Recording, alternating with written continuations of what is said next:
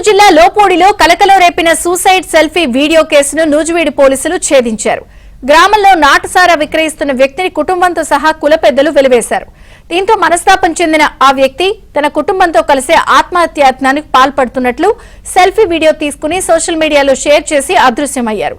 కావాలని కుల పెద్దలపై కుట్ర పన్ని ఊరు వదిలి వెళ్లినట్లు పోలీసుల విచారణలో తేలింది.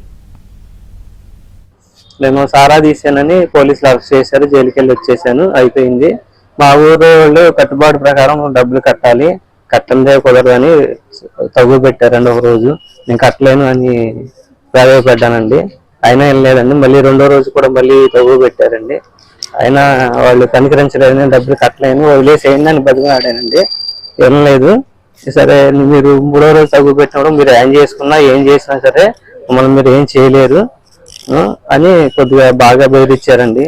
మేము ఏం చేయని పరిస్థితిలో ఇలా చేస్తే అన్నా కొద్దిగా మాకు పోలీసు సపోర్ట్ అన్న దొరికిద్దని అలా వీడియో చేసి సోషల్ మీడియాలో పెట్టాను.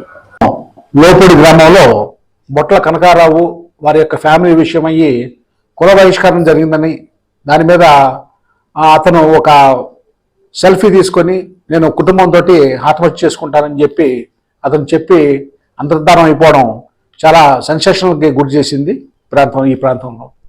ఈ విషయం అయ్యి ఆ కేసు రిజిస్టర్ చేసి ఆ కుల పెద్దలందరినీ అరెస్ట్ చేసి మరి మేజిస్ట్రేట్ గారి ముందు ప్రొడ్యూస్ చేయడం జరిగింది.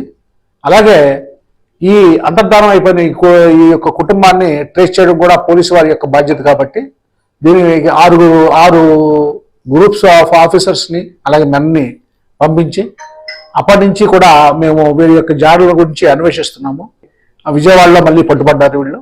పోలీసు వ్యవస్థ అంతా ఈ విధంగా